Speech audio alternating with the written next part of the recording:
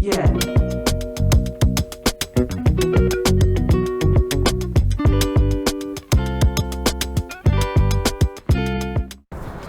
Hey, we're over here in Williamsburg, Brooklyn. You know, this is an area where they wrote about, it was a book called A Tree Grows in Brooklyn. The only reason why I know about that book is because I saw it on Warner Brothers cartoon when I was a kid. I guess you get literature some way, right? But today I want to share with you a really cool house right around the corner here in Williamsburg, Brooklyn, that is of shipping containers. And it's made with 21 stacked shipping containers. Let me show you right over here a little bit more about that. Come on.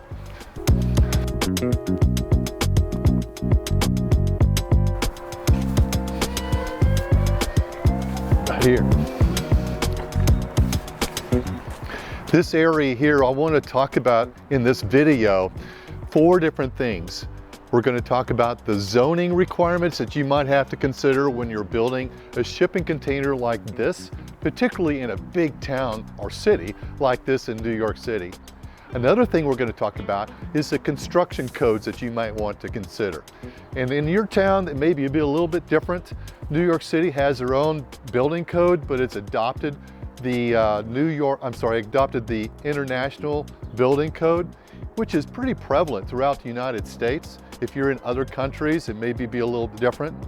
We're also going to talk about construction details that you might be interested in looking at, and then also some considerations about just why it's designed the way it is.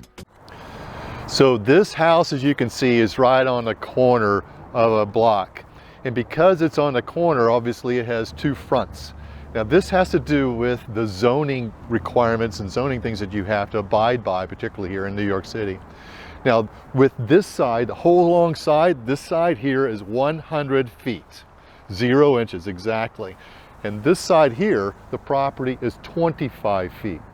And the zoning laws here, I believe, has its own restrictions of heights, obviously. And this house is 40 feet in height.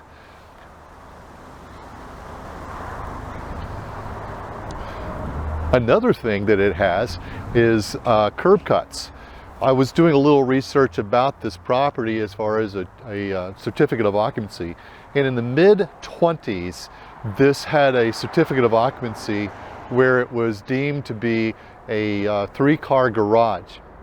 Now, I don't know exactly where the curb cuts were, and I think actually this site is a lot bigger than it needed to be for 3 cars, so I'm really not quite sure why it was only a 3-car garage designation for this property, but it was.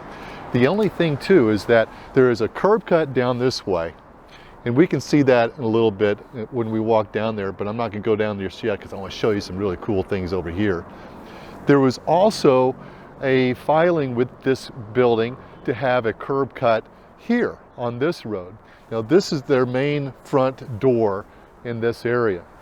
The front door is right down these stairs and over to the left. Just a very industrial hollow metal door that's not even really painted. It looks like it has this primer paint on there. They have painted a finish paint the same color. I don't really know what they did.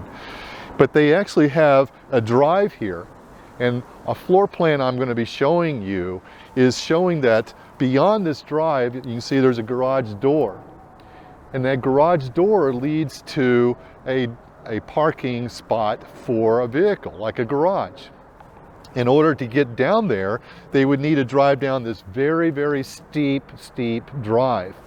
And the steep drive is parallel with the slice that you'll see on the side of the building. And also you'll see it's parallel to this right here. The minimum height that you can have for a drive in there is 7 feet. And a lot of that has to do with egress heights to be able to get out of the building safely, and not so much for the height of the vehicle going down there, although that is definitely a concern. When you have a steep drive like this, and I read somewhere that they are trying to get a 1 to 3 ratio pitch that goes from this near flat sidewalk to the bottom. And then they talk about also how they need to be concerned about any kind of peak, because when you're driving over a peak, you might just get stuck on top of that peak with the center of your car and your wheels kind of bouncing around like a seesaw. That wouldn't be good, would it? So they said it might need to be a 1 to 6. Nevertheless, they've got these 2 bollards right here, and those 2 bollards are fixed into the concrete. It ain't moving. It's not a movable bollards.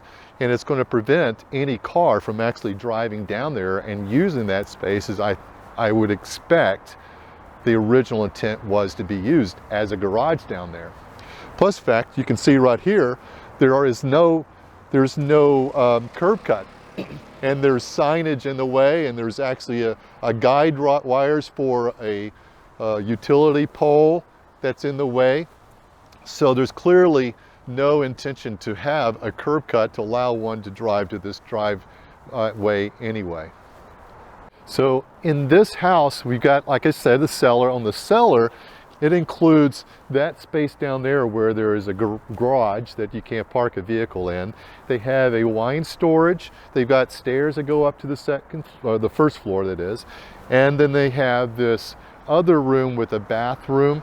And that could kind of look like a bedroom because it has a bathroom, but it's not a legal bedroom because it's in the cellar and it doesn't have the proper egress windows to get out of the cellar. So they won't allow one to sleep in there. In fact, if you were looking at the certificate of occupancy, they are very explicit that it cannot be used for a sleeping area, or it cannot be used as a kitchen. And on the first floor, then you go up the stairs to the first floor, and there in this side where all these windows are, that's a media room, and you can see that it slopes. And this slope right here is about 21 degrees, and it's pretty steep. And that then, it has these step down tiers that you can sit on and see a large flat screen TV in the middle of the room. And that flat screen TV it's about right here on that whole wall that goes the whole width of the house. And then there's a doorway that goes into here. And this is about where the living room is on the first floor. And you've got these full height windows. And this is facing south right here. So they'll have a lot of direct light going into the living space. And because they want privacy, and because I can look straight in now, they have these, what I call frits. And it's actually some white sticky stuff that is on the inside face of the glass to prevent anyone from seeing in, but it'll still allow light to see in. So let me show you some of these windows here that they have. It's a full height. This is actually the cellar level, but as one comes down here, you've got these full height windows, and that's for the dining area, and this is the living room area. And then what they did is they have these plates that they welded in a rectangle all the way up, and then they have stops, and they're just, this plate's also cut out, and it's welded to the edge here.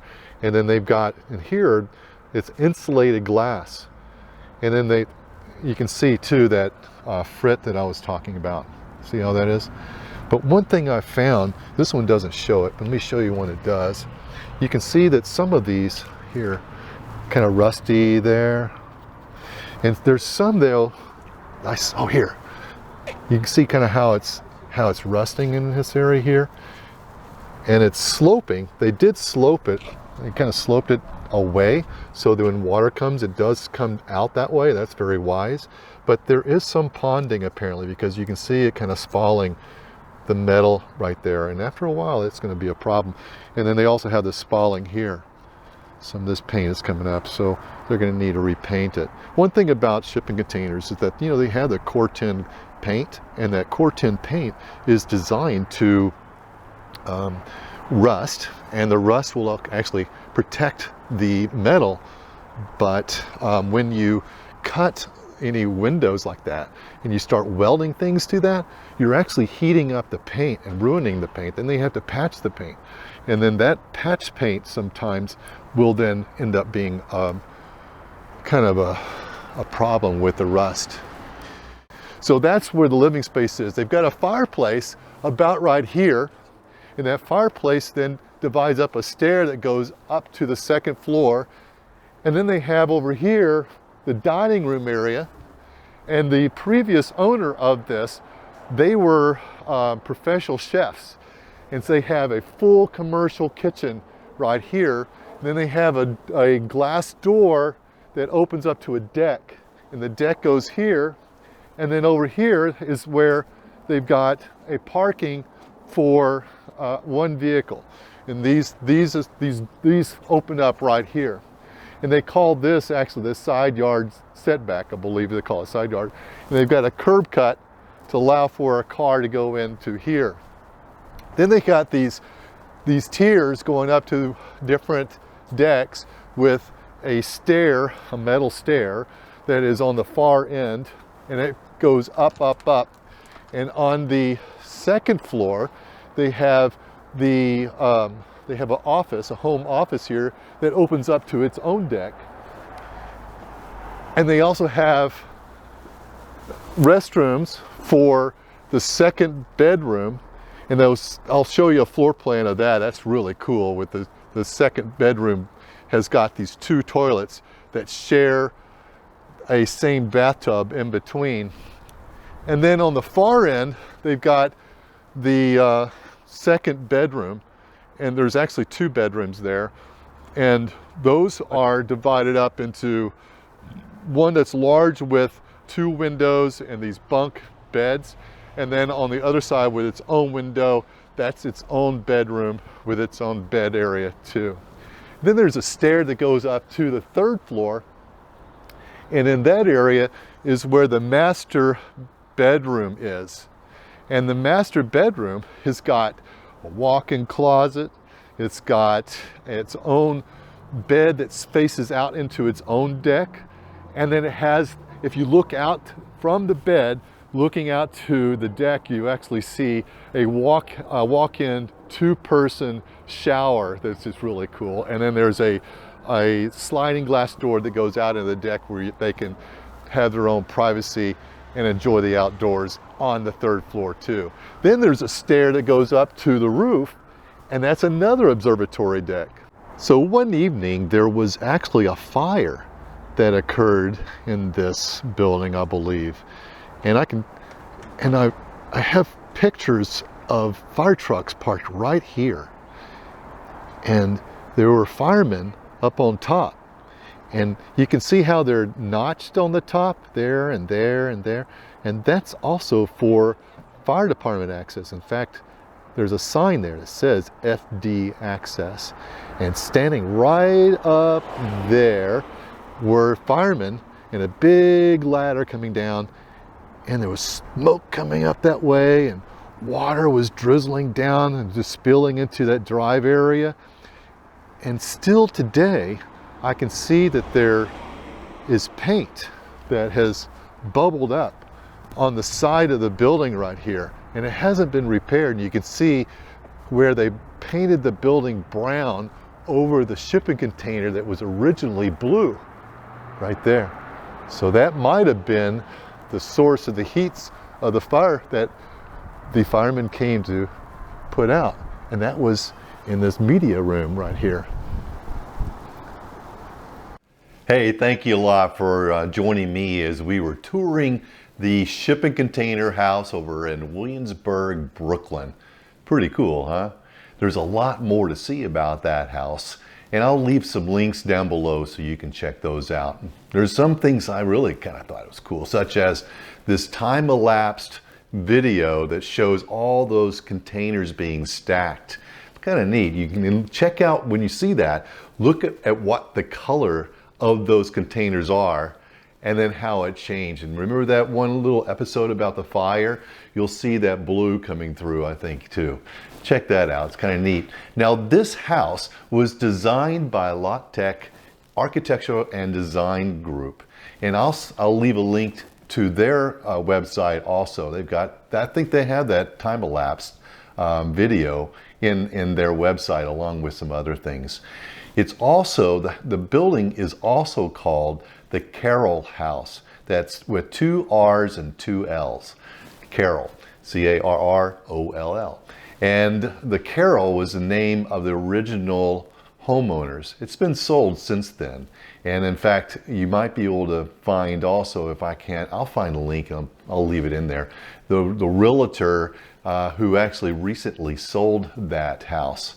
And you may have also noticed on one of those video parts, I had a picture of the top of those and how it's tearing up, and I'm showing where all the stairs are. Well, you can also notice that there are some solar panels along there, and those solar panels have been added within the last year or two. So there's all kinds of things changing and adding and all kinds of cool things inside of the house. I'd like to share that with you, maybe on another video. But in the meantime, give me a thumbs up, go ahead and subscribe, and follow me as I explore even more buildings built with shipping containers and get some ideas that maybe you can use when you're designing your shipping container house or office or whatever you want to use a shipping container to build with. We'll see you soon.